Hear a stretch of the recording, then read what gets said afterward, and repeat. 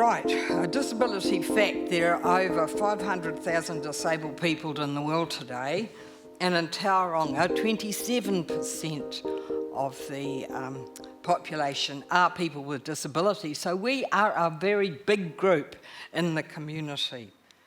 So people with disabilities should have the opportunity to go and live a fulfilling life, to get a fair and equal education, to become employed, and to be physically fit all of the time. Actually, it's attitudes that are the biggest barriers for people with disability in the world. And it was really interesting going to the gym. There are no attitudes except for saying, yes, you can do it, and let's encourage you to work forward. So attitudes are influenced. I'm trying to go quickly because I have to be finished by midday, okay? So there's negative attitudes about disability as being sick and needing fixing, or charity, or poor old thing, you doing so well, or childlike. I mean, if a child is born with a disability, do you send them a sympathy letter? Or do you don't even say, welcome to a new child? It's really interesting. And then the positive way is about rights, and I very much personally come from a rights perspective. It's very empowering and should be the dominant way, absolutely the dominant way that people with disability are seen. So my disability is arthrogryposis multiplex congenita. The congenita bit, meaning I have always had my disability. Okay, and it limits me in a few ways, and I've had lots of operations. I have a little friend right now who's in Starship having his feet, having an operation on his feet today and yesterday, and today rather, and it's really interesting because it takes me back to how many operations I had as a kid. So it says here, nice to see her going out with a guy that I don't have to worry about, and of course he's in a wheelchair. It's interesting. Right, tongue-in-cheek stuff, that one. Okay, I was born in Gisborne, brought up the East Coast. In fact, I was born in Waipiro Bay, same place that Kiritikanawa was born. So the doctors actually said to my mum and dad, what can you do with that? Okay? They told mum and dad, a few years ago now, to go send me up to Wilson Home. All right? And so that I could be given a life, so they could have a life. Dad was an accountant and mum was a housewife. And I had a wonderful childhood in Gisborne. I gave everything a go. I was a brownie and a guide and going off to camp. I can remember Mum had to bring me back because I was constipated.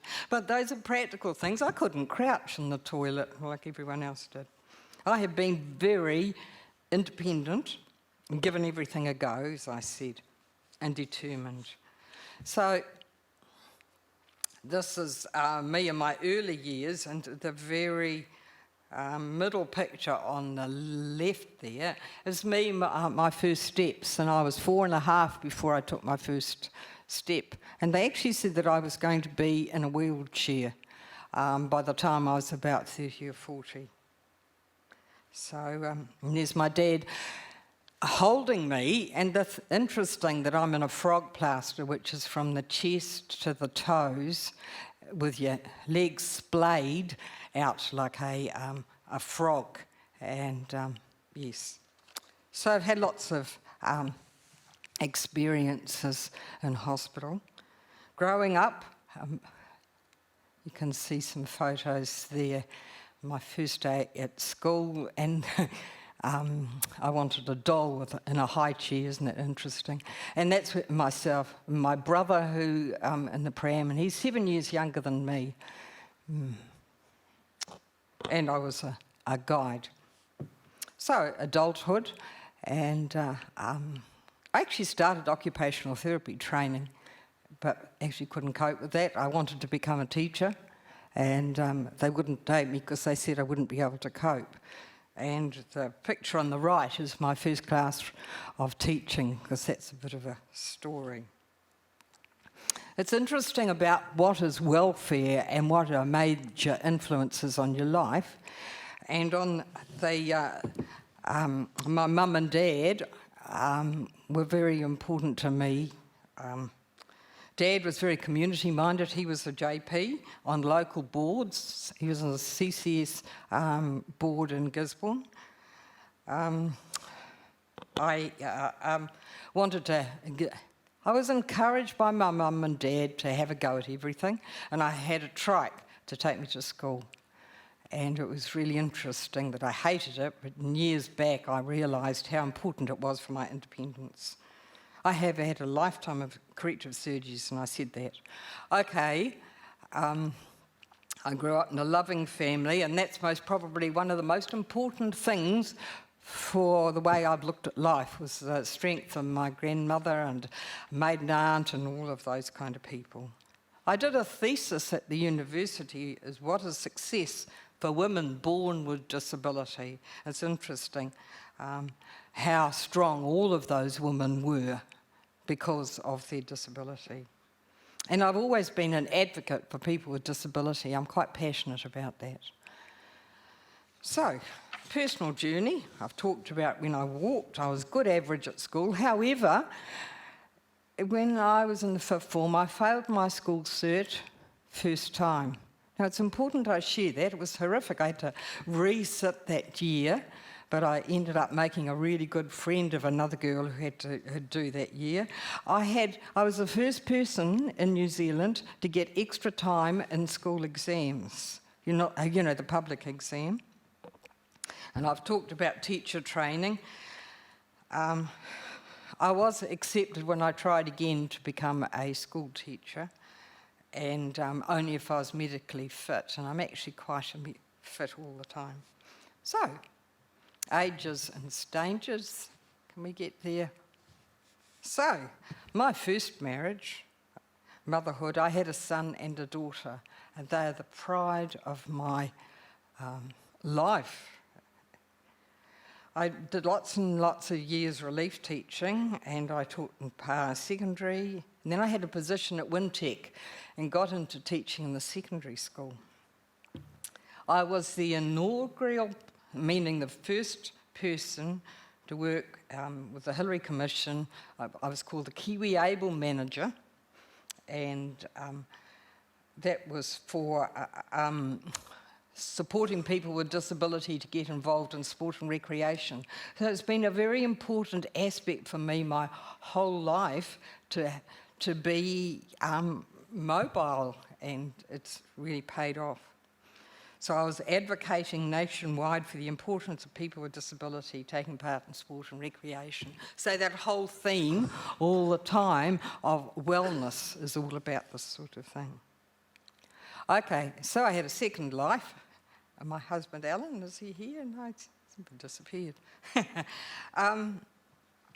I was at the University of Waikato, and I was the EEO and disability coordinator, and I had to advocate for more hours for the disability coordinator. They started off with 5 hours. Now they've got about a team of about 5 full-time people. Isn't that interesting? But I was there saying how important it was for people with disability to get support at the university. I wrote a text on education, learners with special needs in Aotearoa, New Zealand. And one was the history of disability in that chapter and the importance of sport and recreation. Again, that same theme working through. Okay, how's our time getting there? You're managing to keep up.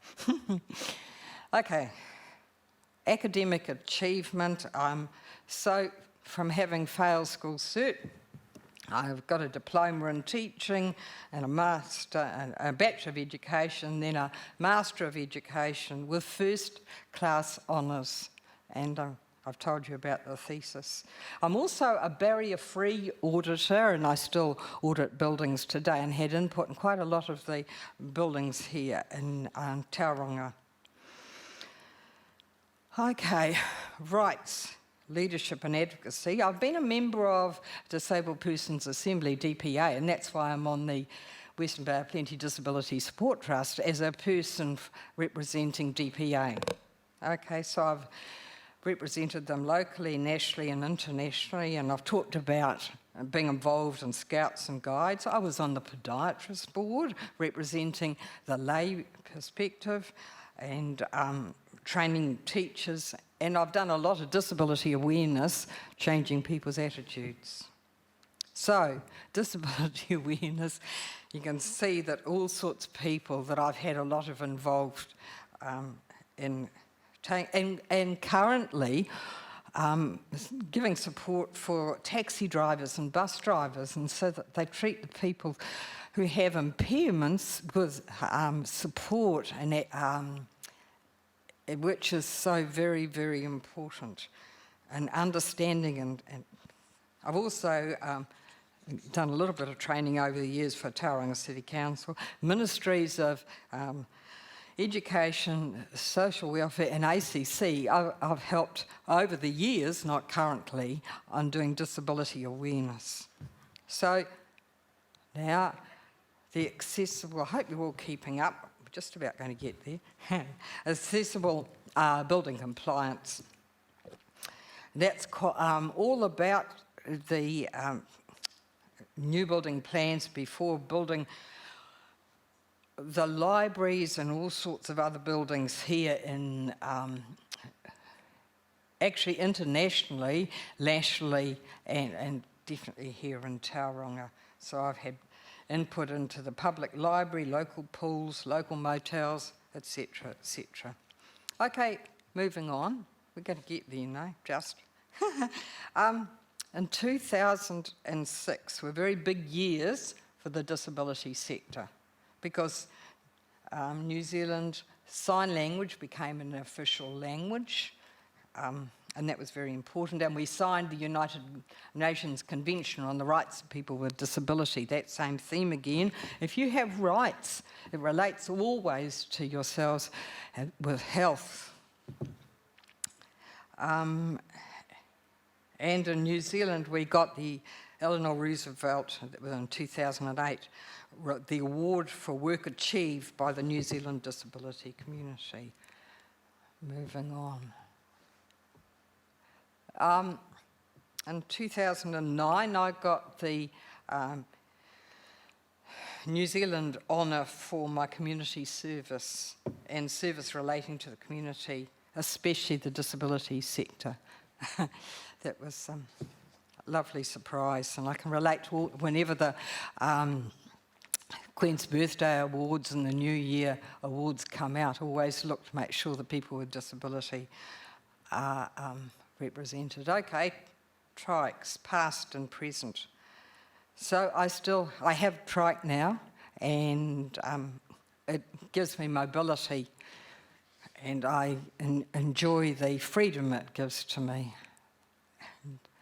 Moving on, keeping fit, and I had to go to the gym, our next step gym, to keep fit so that I could do this, and that was the Otago Rail Trail, which I did in 2017, so it was about 4 years ago. I had lots of support from dear friends, but it was an amazing challenge. And did you know that you could get a blister on your bottom? It was terrible. Okay. Memorable for the wrong reason. Okay. Community today, I'm involved with our trust here. The arthrogryposis group, which is my disability, and I'm the vice president. I was very committed to the employment of people with disability and was on the Workbridge Council for 20 years. I'm a life member. I've been a Justice of the Peace for 25 years now, and I'm part of the Marlin Provis group, so they're a great group of older people. And I'm on the CAB local board. So, attitudes are still the biggest barriers, doesn't matter what. You can just see people looking at you when you walk around, and I've learned as you get older to give them a big smile. I've made my disability work for me. My son is an art teacher, and that wonderful picture down the bottom is one of his art pieces. He's very, very skilled, and he has a and a daughter who's a policewoman. My daughter Joanna right now is at the field days, going up and down, being a policewoman, looking at what's happening there. Said she'd be up by 6. Mum, don't bring me. Have to be there by 6. I have 4 amazing grandchildren, the pride of my life, and I'm always passionate about the rights of others. And my grandchildren are very strong advocates on disability issues. It's amazing how they come out. I walk my talk. Areas not disability related. I think my skills are reasonably valued, and I have a different perspective on life. And I keep talking about the gym. Now here it is. Here are my grandchildren. Kayla is the oldest one with the dark hair right now. She is in South Africa as a student, and Callum, I'm looking at things around the other way. Callum is on left-hand side. So Kayla's going to be 21 this weekend, and we're going to Zoom talk to her, which is a really different way of celebrating a birthday at a distance. Callum, and then Finn is my son's children.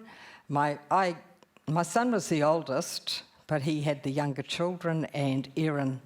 So I'm just so lucky to have these wonderful young people in my life. Okay.